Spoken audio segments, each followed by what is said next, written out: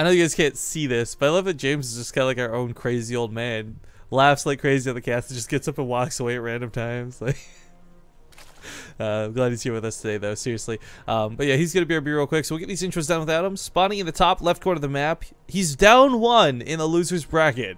There's a pretty scary chance he might lose. It's going to be Rocket's red Zerg player, HyuN. In the bottom right, as the green Terran, it's alive.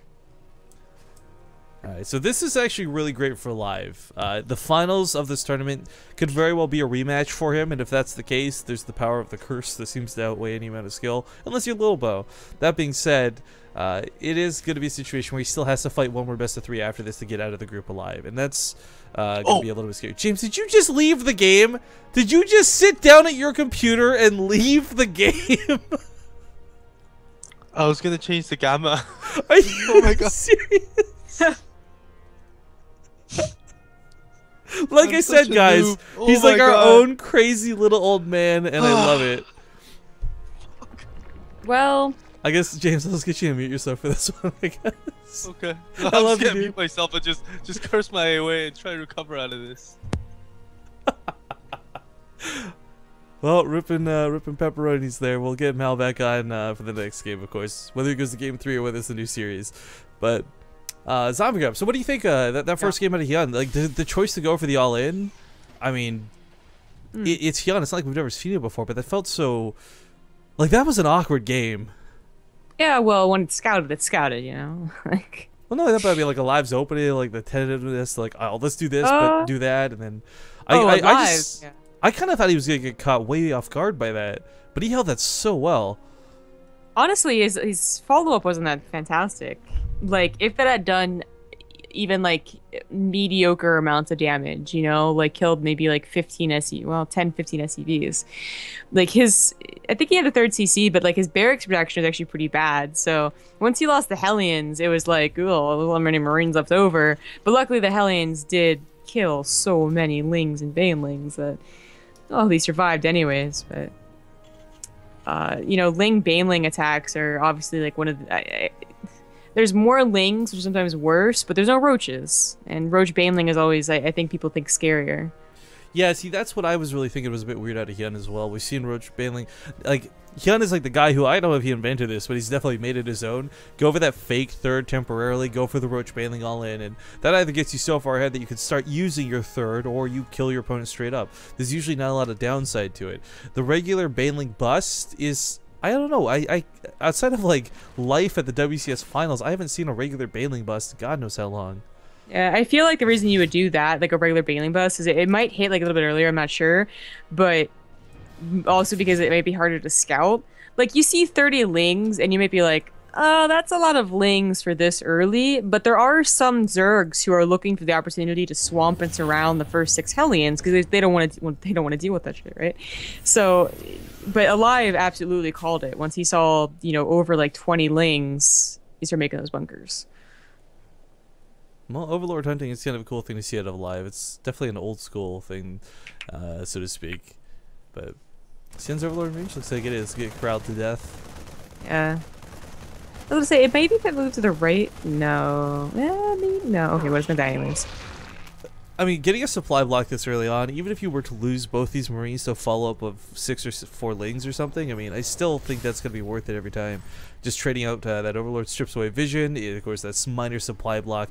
Not to mention an entire larva you have to spend this early on, which should, quite frankly, everyone be dedicated to drones. But with the Reaper coming home, he's going to try and fight this out. Just a smidge.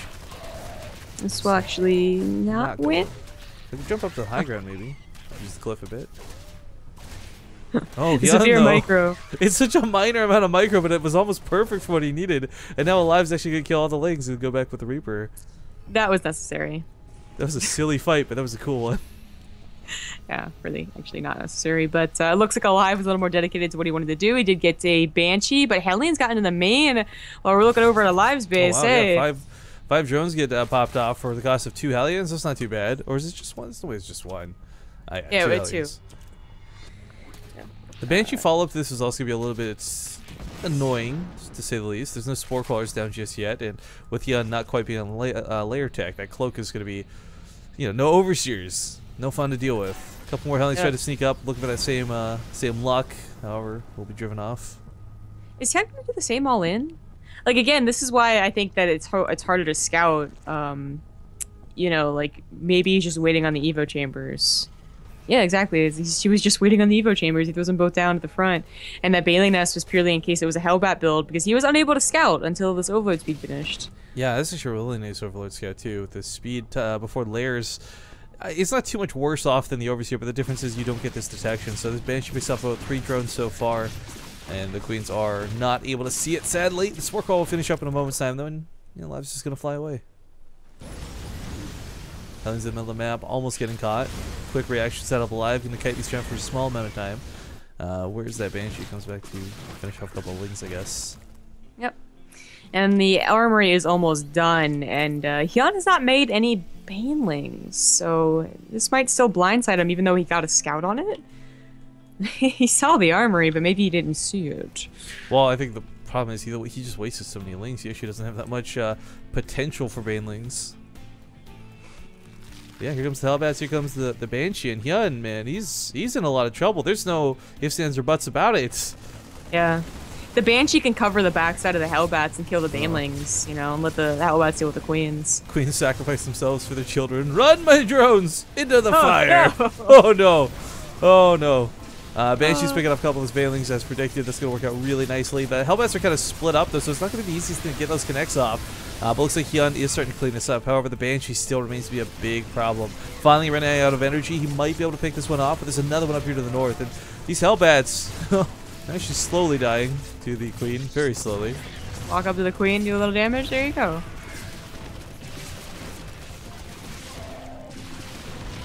He really wanted that Queen. That is a rough attack that HyuN does fend off, but it's not like that really set Alive back. He doesn't have a lot of army supply at home, and that's fine because he's got bunkers coming down. If HyuN does go for a bust, there's really not that many Zerglings to follow up what the Banelings would be, but yeah, here comes the production of Alive, really playing it safe, even a bunker on the high ground. He is not taking any risks. Because he has nothing to put in the bunkers. He's almost like, yeah, I totally this have Reaper to put in the bunker. This Reaper's like the Kerrigan of Reapers. He just like sits there in the swarm, they ignore him.